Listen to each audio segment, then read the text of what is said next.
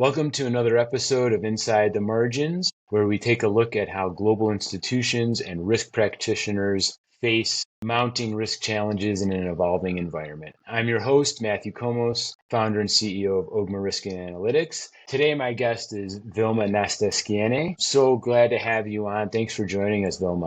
My pleasure, Matthew. Thank you for inviting. I don't know, good morning or good afternoon or whatever you listen this episode to everyone who will listen. That's right. Yeah. I mean, the benefit of a global audience is it could be the morning, they could be enjoying this with their morning coffee or, for a little afternoon snack or who knows, right? So I found, when we connected initially, your background is so great.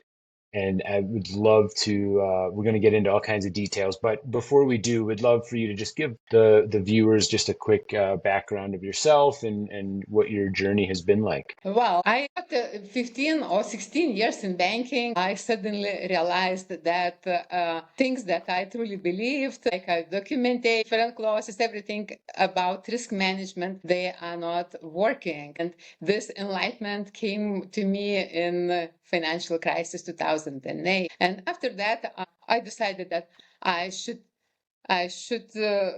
research what is this risk management about truly. And I went for PhD and consultancy. So I did deep research and I realized that, well, most of risk management practices are not risk management practices at all. They are good classic management things that are working for businesses. So this very briefly, and now it's already 15 years in consultancy, and I'm trying to carry on this holistic view of risk, that it is not something that we can manage as standalone alone object, but we should connect it to our business, to things we do, to our decisions. And risk is actually more about the way we think and the way we take leadership and how do we embrace uncertainty, but not about those fancy dancy tools. But I believe that you have more questions about this. Well, no, we're going to get into all of that. I love it. And I think, look, the reality is you're challenging what maybe traditional risk folks think about how they think about things, or as well, challenging how management, just overall management thinks about things and how they go about their processes. So let's start with this core idea. From your experience and, your operational excellence and risk experience, how did it shape this belief that risk belongs inside management rather than as a standalone? Well, it took for a while to me, and I honestly should confess that I contributed to this fake manufacturing.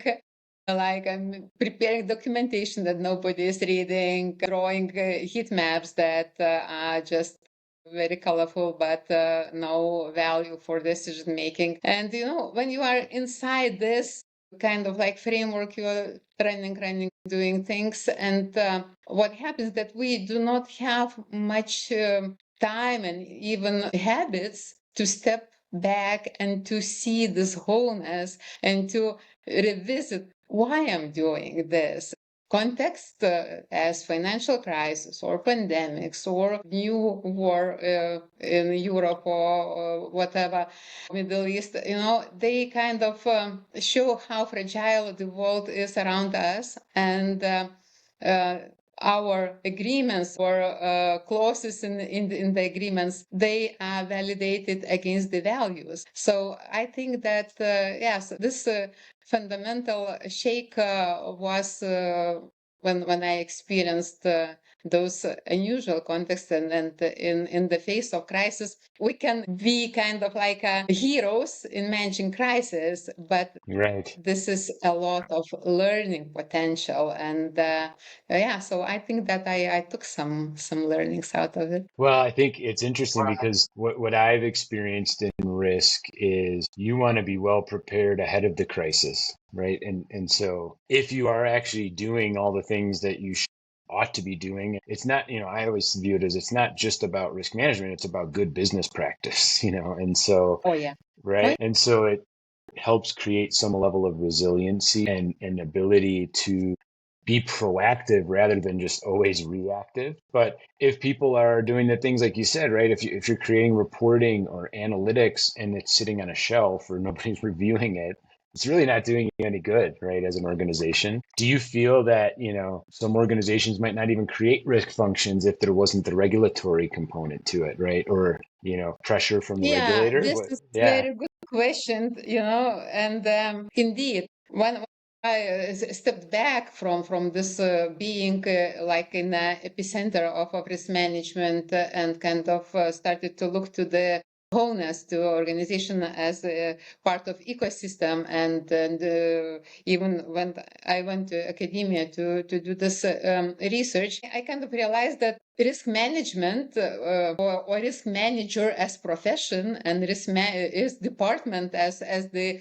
functional unit within organization, they were mostly invented by regulators talking with the boards, even bigger organizations that are not in a heavily regulated context, they usually do not have any risk. But Mm, does it mean that they are not managing risk? No, not at all.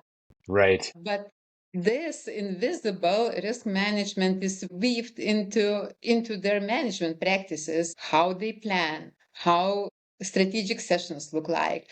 Do they have those devil advocates, who are able to ask uncomfortable questions, open enough to hear uncomfortable questions, to face their vulnerabilities? And how do they train their true resilience, because management is always taking decisions with limited information. I mean, we do Right. not have perfect world, and with all respect, I'm very well trained analytic myself, and I love numbers also, and then I love structures. But we always have limited information, and sometimes we have to decide very fast without having extremely limited information about it, and we do not have time to go dig deeper and to extract data that we can trust. So Right. in those situations, this is true risk management happens, and how management is aware about the strengths of organization, what they can rely on going forward with those brave decisions, and how fast they can understand that things are not going as expected and align to change direction if needed. So this is truly resilience, how I understand this. But all this part is invisible to regulators. And regulators, they are coming with huge responsibility, but they are coming from the parent-child perspective to business very often. And they kind of And they're outcome driven, right? treat, They're outcome focused, right? yes, exactly. Yeah. And they kind of like treat this business as there is nothing at all. It's like kindergarten, and people and those kids, they do not know and they are not aware of anything, but it's not truth. I mean, if they look to this side, that how those businesses survive to the point that they are now, how do they achieve, how do they manage to establish those businesses, how they manage to grow the startup towards a prospering business, there are a lot of practices that they just invisible. Making those Yeah. invisible visible, we already have a risk framework that really works. It's interesting, right? When you think about decision making and imperfect information, you actually are very much taking a game theoretical approach, right? Very economic theory kind of driven approach to I have to make decisions quickly. I have imperfect information. How quickly can I get information? It might not always be available, but I have to start somewhere. And so, to your point, if I don't have the right framework set up and the right measurement tools, and the way to understand how, whether it's macroeconomic factors are affecting things, whether regulatory pressure, and you highlight a challenge in that, that regulatory body might be viewing things from a specific lens, but it's not taking into consideration all of these kind of driving components of decision making, right? And so there's kind of like a profit motive incentive mismatch, right? So it's how do you align that correctly, but then how, as and that, as I mentioned before, what I've found with many institutions is good risk management equals good business practice, right? And so yeah, it ultimately serves the business, well, but it's sometimes hard to see that when you feel regulatory pressure, you feel like you're required to do something, and that's how you're reacting versus actually implementing some of these things. And from your experience, I mean, you kind of touched on it. What are some of the things that change first, right? When an organization really starts treating risk as part of their management practice, what are some of those changes that you can see immediately and like an organization benefits from quickly? Yeah, I mean, the key measurement. I mean, we all like measures, KPIs, Yeah, KVIs, right. and so the key measure, I think, is number of surprises because, well, we cannot manage external factors, but we can prepare Right. while making decisions. Even we know that this is like a hard time, and then the outcome will not be that satisfying as we would love to see it. But there's no surprising for us. We Mm. are ready. We understand what outcome of our decisions will be. And I think that if risk management is not changing, is not shaping management decisions, it is not a risk management. I mean, Yeah. with full respect, it is, I don't know what, but it is not risk management. Well, honestly, I know. I call it fake, not criminal fake, but fake. But when we are pretending, when we are trying to show that we are doing something with risk, so this is about that. But it is not a real risk management. Also mentioned that I did this research about management practices and how risk is manifested in management practice. So comparing regulated and unregulated industries, the most surprising thing was not differences, but similarities. Interesting. Management teams and act, behave, even discussions in completely different industries, they are very much alike. They are trying to look forward, to prioritize, to allocate resources, to corrective actions. Well, sometimes firefighting, and it depends on organization. Sometimes firefighting and crisis management, those heroes, they are rewarded and treated as very much contributing business. In general, management rituals, they look very much alike in different settings. And I was really surprised how much apart this formal risk management framework was from management practices. Fascinating. So it's almost a function of maybe organizational behavior or organizational structure, whether you're regulated or unregulated, that almost in some ways ignore these fundamentals or maybe just aren't aware of them, right? So, what's interesting is when you have a risk function that, as you highlight, maybe is not truly risk management versus in some cases, maybe no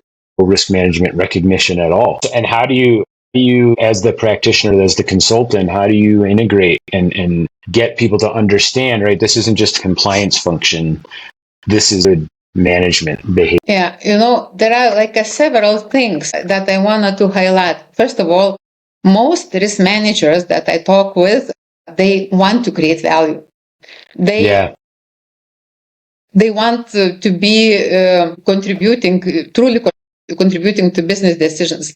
But the matter of fact is that sometimes they are quite isolated from the decisions, and they have a huge burden of this compliance thing. Instead of being business enablers and asking those uncomfortable, timely questions, and then looking deeper, making analytics, and then being part of strategic sessions, they are more treated as the cost of compliance, preparing reports. And not everywhere, of course. There are very good, mature business organizations that have value-based management, and they are not operating in silos, and then have kind of different structures of communicating and collaborating inside the company. But especially in regulated industries, if risk manager is hired because we have to show regulator that we are in compliance with this requirement, and this risk manager is paid at the cost of marketing assistant, with full respect of for marketing people, I think that boards cannot expect much as support from this risk management. And so, first of all, we should ask ourselves in companies, how do we treat our risk management? And when I have risk workshops, I invite risk manager to bring their business people, C-level people, CEO, CTO, COO together. And I even do not charge this business person. They are coming for free just to give them space to be together, to align, to understand, and to know. At the end, quite often they say, well, we should have more meetings together. I should invite my risk manager more often for a lunch, even if I think it is quite boring person. So it works. So for risk managers, I encourage them and I give them tools as questions, as inner leadership, and this understanding of the company as a whole. Because, for me, for example, it was very helpful this operational excellence training when I started to apply methodologies and then skills of process management, of improvements like lean, theory of constraints, and then different stuff. I started to understand completely different side of this operational risk. Because if you have very good process management, again, not breaking into silos, but treating this architecture as a whole and understanding how your company is operating within the business ecosystem, operational risk is not a problem for you. Right. Yeah. It's so fascinating. I want to touch next because I think a lot of, your learnings kind of came from what I would call the Lithuanian case study, right? You did a lot of cool work. Yeah. And I really want to get into this because it was a national level project in Lithuania, right? And it took a different approach to regulation. Could you explain to the viewers just a little bit about this project? Because I think it's, as a consultant myself, it's one of those that I go, oh man, what a nice project to be able to work on. So I want to give you a chance to kind of explain a bit about it. Yeah, for kind words, and truly, this, as I say, this case is my dream project so far. Like diamond in the crown, and actually. In Lithuania, several years ago, our central bank decided that they want to create favorable conditions for fintechs to be licensed here and to grow and to invest into this ecosystem.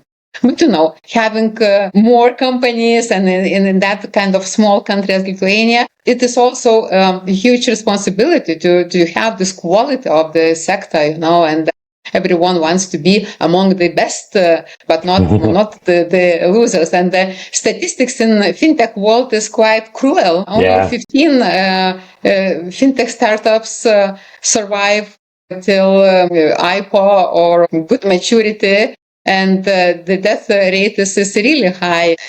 So this extremely competitive industry, and for regulator, it is challenge to guide and lead. So our national regulator, they decided to help this sector and to issue risk management guidelines, kind of like to show the way, to show the best practices and then the framework for them to align with and then to grow their maturity. But what happened? Those frameworks were designed based on the best banking practices. Right. Now you already see this mismatch, because fintechs, they exist because banking is too slow, losing the love to the client, too complicated, too complex quite often. And fintechs, they kind of innovating and connecting customer needs and innovations together completely in different settings. And if we see banks like a couple of 100 years, some have a history, and I know like Scandinavian banks, and I believe that in the United States you also have banks that kind of count decades of operations. So fintechs, this average time since the first capital injection towards IPO the median actually is 6.3 years. So everything Right. is so fast, you know. Accelerated, right? Yeah. Yeah. So what happened with this our ecosystem? Those fintechs they are organized. They are kind of like a half association, and they push back this initiative of this guideline. They said, no, no, no, it's not about us. We're gonna die if you apply this to our ecosystem. And I'm so proud. I truly so proud of our regulator that in this particular situation they stepped back. They said, we hear you, we understand you, so let's co-create together. And they invited fintech ecosystem with external expertise and knowledge to co-create, as mentioned, guidelines. I became the lead of this project. It was a big honor and it was very interesting. I had possibility to apply this mentioned practice research, my knowledge of operational excellence, and my experience in financial services. So it was kind of like, blend of all I had inside, and then the kind of possibility to bring back to my country and to this financial ecosystem. So what we did, there were two key requirements for this project, like deliverables. One was that if we are co-creating, the regulator said this should be based on real existing best practice. Which I did the research. Yeah, so I was going to volunteering companies and then did the research. And another requirement was it should be foreseen criteria how to diversify those requirements, because fintechs are very different, so this was the biggest challenge. I very fast I understood that the size, neither staff size, neither nor the size of volumes or operations or even balance sheet statement, those criteria are not working because they do not say much. It could be like 3 persons in very specialized low scale service doing a lot of operations, but they are not complex at all. Another could be like persons and like 3 times lower in volumes, but they have such a complex services that they truly are expected to be more mature in their decisions. And I understood that, like at the very beginning, when the company fintech is just licensed, they all are very holistic, first of all, and they are managing risk perfectly because like founders are in business, like skin in the business, and soul in the business. And they are making very fast decisions. They are aware of things. And for them, key risk is to survive. They are dependent on capital injections, and they have to comply with key rules and to survive, to launch their business successfully. But when they grow, the situation is changing. So I decided that the best criteria to diversify, to apply this proportionality principle is life cycle, business life cycle. So and had the regulator previously considered this as an approach, or was this new to them? Well, when I shared it, first of all, it was kind of like wild idea, and I tested with those volunteering companies what they think, those founders and then risk professionals, and they said, wow, that is something that might work. And then I came to the regulator, and they supported, and they said, well, this is something that we never thought about. And you know what happened? I was kind of pretty sure that, okay, so it could not be that I'm the first one who is thinking that way. I mean, everything is already invented. So I started to look to those risk maturity models, trying to find something that is life cycle based, and to naively expecting that I will need just to adapt it. In a way, I could not find anything risk management maturity related to or mapped with life cycle. So you did in fact invent. Yeah, you did in fact create. Yeah, that's amazing. We created it, and now it's already adopted and came into force. What is good that companies can plan their risk evolution according to their business ambition. If they just like in growth stage, if they are not scaling yet, they can focus on one thing. When they start to scale, they already know that they need more sophisticated tools, that they need automations. They have to think about risk management efficiency because the Excel is not working anymore. And they can prepare for this and kind of like having ability to plan their risk framework development.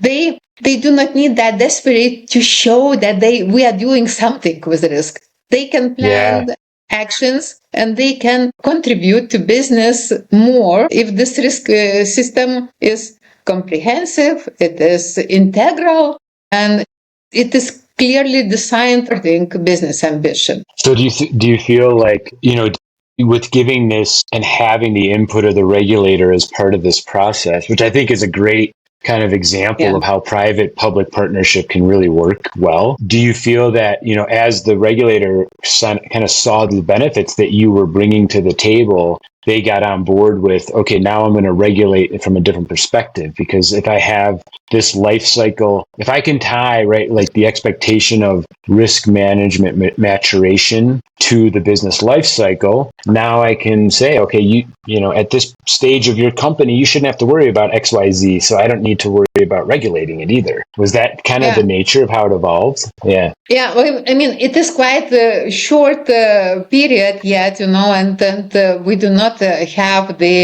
those inspections, or Sure. how it is applied. But regulator also was appreciating a lot this idea. For them, it is also easier to decide, what to expect from the companies, what to look. And even more important that, remember, this was requirement like a best practice based. So we inserted a lot of examples into this guideline. How did those best practices look like? Again, most of those best practices, they are not risk management practices in this traditional way. They are best management practices, like having regular meetings, reflecting together, planning together, having cross-functional teams for client support, for client onboarding, having maybe even committees composed not from just risk professionals, but also connecting different functions. There are a lot of examples how this organizational rhythm is supporting risk management maturity. And risk management maturity cannot come without management maturity. Yeah. I would imagine, what's cool to me about this model is it can apply in different regions, different geography, right? If you think about just overall Europe, the UK, even the US, right? Like taking this approach could benefit a lot of, especially with industries that are maybe like the fintech space is a great example. And I've done a lot of work in fintech. So I've seen kind of the full gamut of, we're just trying to survive and we're doing the best we can, to we want to get to this kind of best practice environment. But if you think of, aside from calling you up, which I think would be great, if another regulator wanted to try to adopt this model, where do they start? How do they problem? Well, I'm listening to you and thinking, this is my next dream. I just dreaming about entering this discussion in other industry and in other country. And I believe that sooner or later it will happen. But one thing is very much important that, not one. Basically, I think there was two things that each regulator should consider. First, having around the table right people. And in this case, why it was so successful? Because we had not just a regulator and fintechs. Organization is, it is just, concept actually, a people within organization are important. So when I stepped into this project, I said, guys, you have to ensure that I have access not only to risk professionals, but also to founders and CEOs, because without them, this discussion is worthless. I mean, if Yeah. we just like bring regulator and risk managers, it is kind of like or compliance people. It is, it's like negotiations, Yeah. and Right. but it is not about the business. It is better than nothing, but it's still very much on this functional track when risk is treated as something apart from business. If we want to go this holistic approach and connect risk and business and then to generate value, we have to have right people. So founders, CEOs, risk managers, compliance managers.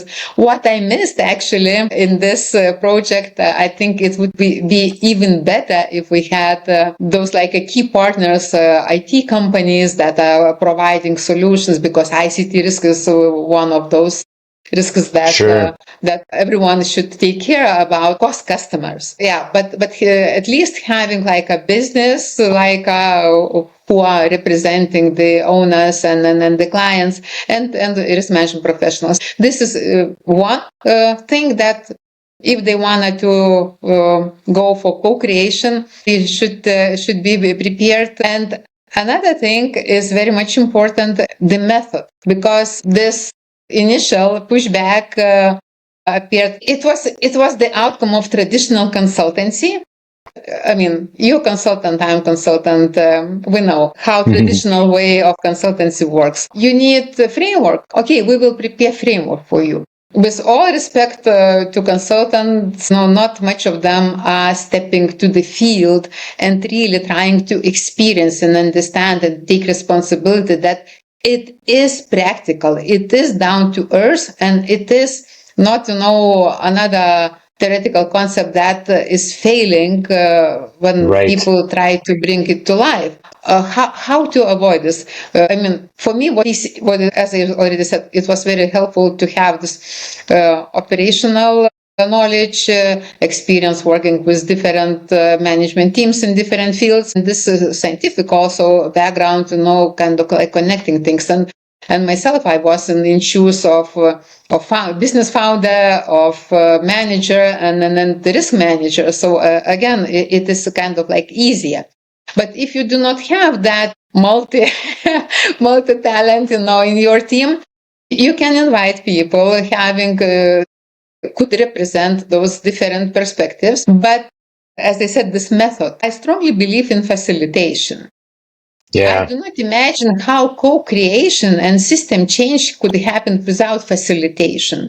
That the people, if you have right people around the table and you create a good design to facilitate the session, they bring so deep insights. And what surprised me most during this working session, facilitated session that I acted as facilitator, it took quite a lot time to prepare design, but during the session, those founders and CEOs, they were bringing even more strict requirements to some extent, and putting on the table really great practices, not most common, but truly best practices that they would love others to be aligned with. As they said openly, we do not want to be licensed in jurisdiction that only average companies are licensed. We want to be the best among the best. Yeah, so I think this facilitation thing is very important, and even more like applying facilitation. I was able to surface those, invisible assumptions that are behind the decisions, and it made also regulators think and then improve and change some way of working inside the organization. Also normalized workarounds. There are a lot of things, and constructing this life cycle based maturity model, we cleaned a lot of fake so-called practices that are not practices at all. Missing ownership, it is also very much important. Revisiting this governance things and then kind of having open discussion that in the initial stages, they really do not need this risk manager. It is much better to share this responsibility, of course, if there is competence inside the management team. And to be closer and to drive those decisions faster, and hidden trade-offs, because they always make trade-offs. They always make trade-offs when making decisions. Yeah.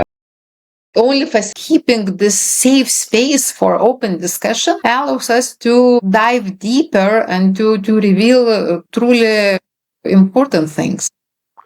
Yeah, and what I think is interesting, I participated in many sessions like this, whether it was within an organization or as a consultant. And I always find the challenge, right, is ensuring, which it sounds like based on the participation group, but also you were driving it, is taking those insights and synthesizing into action and then executing, right? That can be very tough for folks, but where you have, a multitude of resources or different participation levels.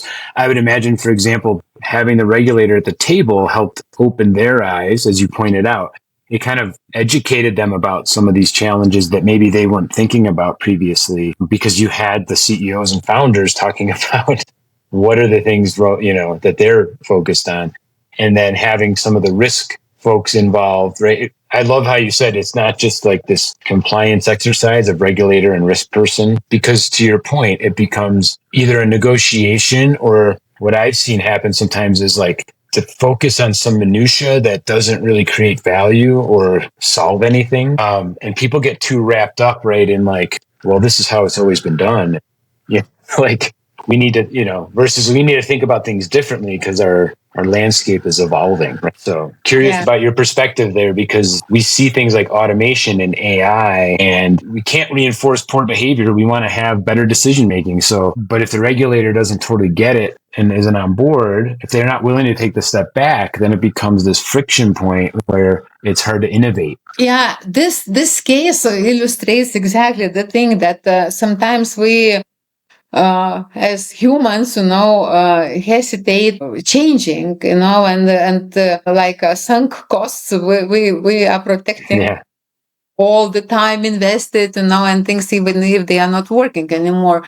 And I believe that it is very much important to keep this human element in all those definitions. I have this very short example, if you read the risk definition, from those all the standards and everything is more or less saying the same, that it is like a effect of uncertainty on objectives. But we do not take to the heart, what does it truly mean? And this like a threat and opportunity. What is this risk? And risk management is purely compliance-driven exercise in most cases. When we bring human element in between those, and for me also it was eyes-opening when I found risk perception definition in sociology. And it says that how we perceive risk based on our beliefs, judgments, and attitudes. Nothing about data. And we perceive it based on this as threat to things that we value, we humans.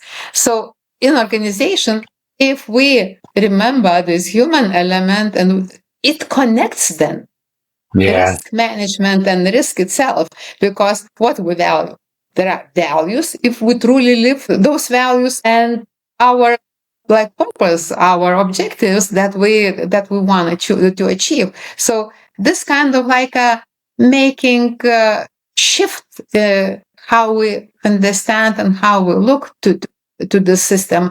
And there is one thing that I really want that all listeners would take from this conversation, that risk is not a function. A risk is not a function.